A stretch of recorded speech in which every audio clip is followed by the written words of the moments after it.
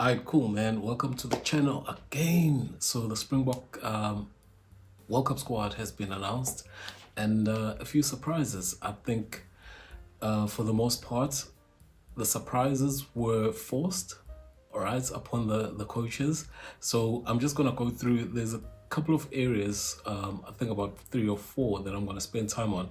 I'm just gonna go through the World Cup squad and give you my takes on it. All right, so let's get into it.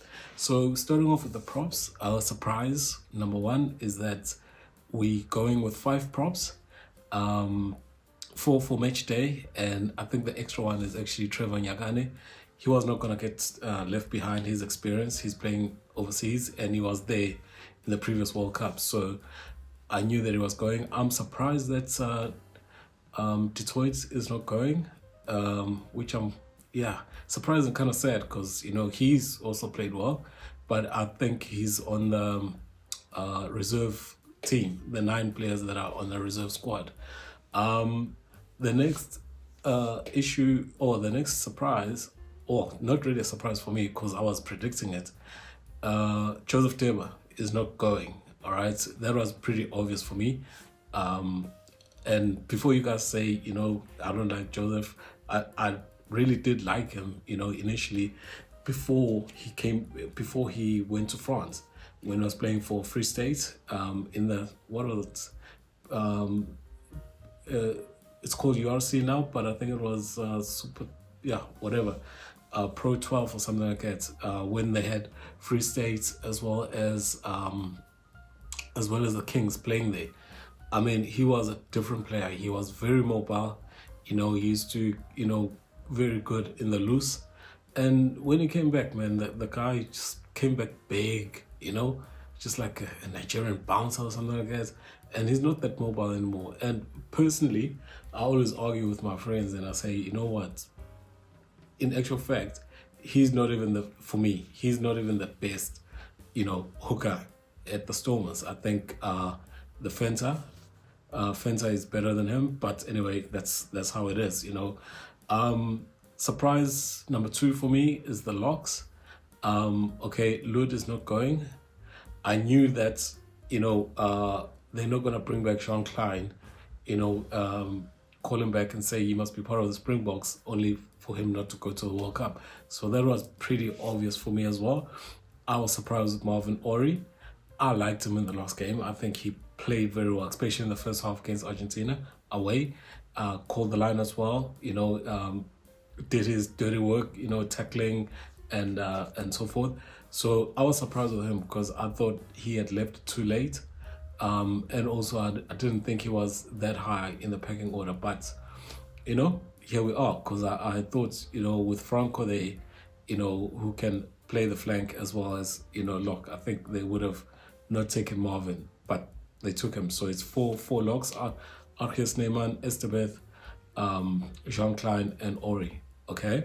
The loose forwards, a lot of people are talking about, the major one is the Dion Fourie, that he might not make it. He hasn't been playing hooker, playing the Skulk Bricks role. I said he was gonna go, and I was more than convinced, from the game against Argentina, where he captained the team after Bongi left the field. So you can't really make the guy the captain if you don't want to see his capabilities in that role for further down the line. So I knew he was gonna go, or personally, and I hoped that he would go.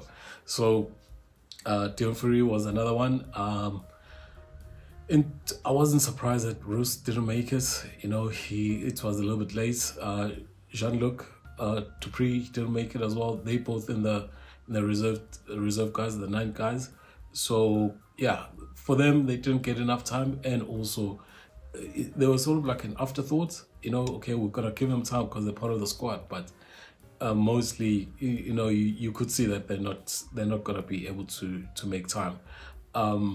I personally think that Dwayne is gonna be the first, the starting number 8, 8th man, ahead of Visa, because he stayed behind when the other team the team that went to play Argentina, and Visa went there. So I remember against New Zealand, they played Visa and Dwayne from the bench. And when Dwayne came on, it said to the guy, he played well. He took his form from the game against Australia, and he, shot the lights out, and he played well against New Zealand. So, yeah, I think he's going to be, the first choice, eighth man. The scrum halves, for me, it was a little bit of a cop-out. I know circumstances allowed it to happen because of the injuries, but for me, it was a little bit of cop-out.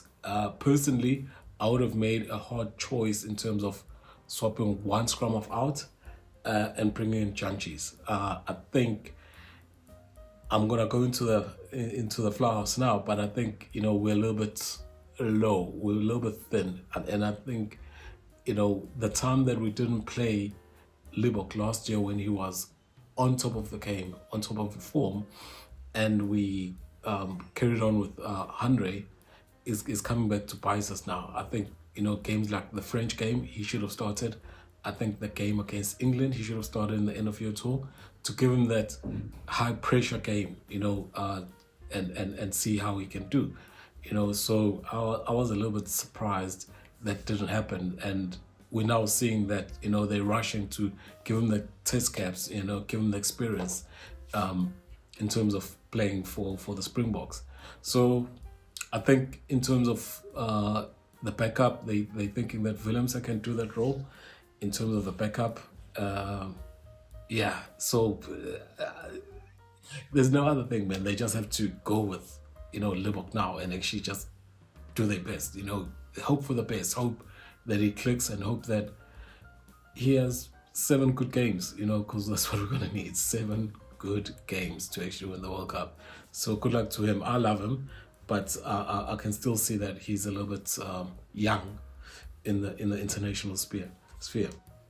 A lot of people were surprised that is not in terms of the centers, but of course we just got, he's injured. I said in my last video that I hope he wasn't injured, but it seems like he is injured and it's going to be out for 4 weeks. So they decided not to take an injured player as the first batch. I think he's also part of the guys that are there in reserve, and he's going to be going with the team when they go and play the warm-up games. It changes a lot. I know that, Jesse Krill has been playing pretty decently, but we lose some flair, we lose some, nothing on defense per se, because Jesse Krill puts up, but in terms of the attacking, we have to see. We have to see how far Jesse can clear. And it seems like Dialende is still first choice, and I don't think they're going to play Esterhuizen. At least Dialende and Jesse have played together before. So I don't think, Esterhuizen's going to get the number 12.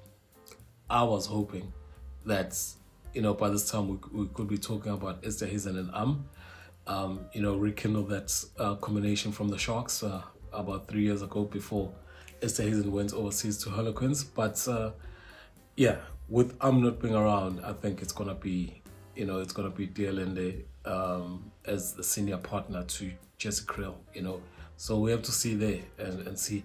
I think the guys that are gonna be covering 12, Willemse is there to cover the 12, so it's not too bad. The 13, Dialende covering 13.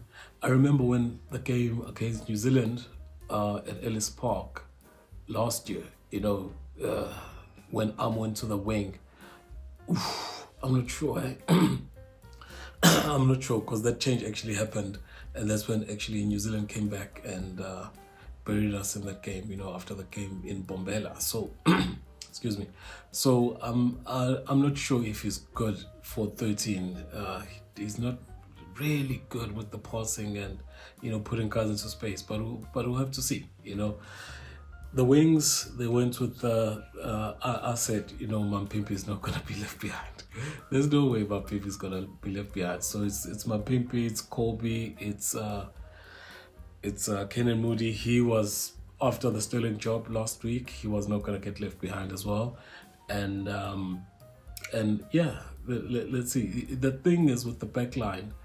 Oh, by the way, we've got Vili at the back. So Vili, you know, he's there. He's the starting, and we've got cover. You know, with Moody can play there. You know, Kirtley can play there.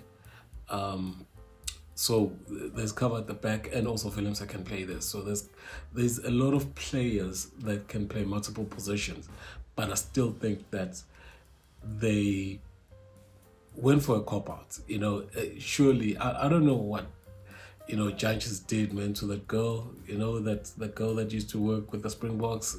That seemed to be, a career defining escapade, if you want to call it that. So he's gone. He's done. You know, they brought him back to the squad, but he never got any minutes in the warm-ups. So, and no one was expecting him to go. So, but personally, I would have gone there. Like I said, I don't know how severe his offenses was, but it seemed like the coaches were like, nah, dog, you can't be smashing within the team. So you're messing up with the team dynamic. All in all, I think what is important is going to be how Springbok fares, because I think that's the main part where, you know, we sort of thin and we don't have the experience and we don't have, you know, that commanding. He's still not commanding and actually making sure that, you know, he's running the game. In terms of game management, I think that they're hoping that they can have, you know, Willie assisting with the game management during game time. But yeah, man, it's he's gonna have to start. And they just have to persist with him. There's no other way to go about it. So it's a squad that I think is capable, but I think we're just gonna have to make sure that Springbok gets enough time and gets enough confidence, and we allow him to play his game. There's no other alternative. We have to go with the expensive game, if you want to call it that. But that's the one key area that I think we're short on. I know a lot of people are complaining or are concerned about the centers. I think the centers are not the make or break. I think we can get away with the position, but the flower half is the one that is going to be crucial. And with Springbok there and him not being, you know, the top kicker, you know, in terms of percentage for the polls, that now sort of forces the hand of the selectors to play far from the beginning. Personally, I told you guys that, you know, if everyone is fit, I would have said Jaden first as starting flower half or scrum off, and Williams off the bench. So we're gonna have to see, man. It's we didn't have any choices. I think it's as good as it can get, you know, under the circumstances. So I don't know what you guys think, man. Comment downstairs, and I've got 2 subscribers now, so thank you very much. And yeah, I'm excited to see how it goes, man. I think it's gonna be interesting, and if they can build up some steam, you know, before we actually, because the first game against Scotland is not that easy, you know, and hopefully the New Zealand game before then would have hardened, you know, the guys, you know, the cohesiveness, because I think we're still trying to put the team together. When we played Japan before the previous World Cup, you know, the team selected itself. You know, we knew everybody. We knew the guys knew the patterns, you know, that they were gonna play. They've been together for a while, you know. So, yeah, I don't know. It's a yeah. You know, tell me downstairs what you guys think, and yeah, go poker, man. Looking forward to it. Out.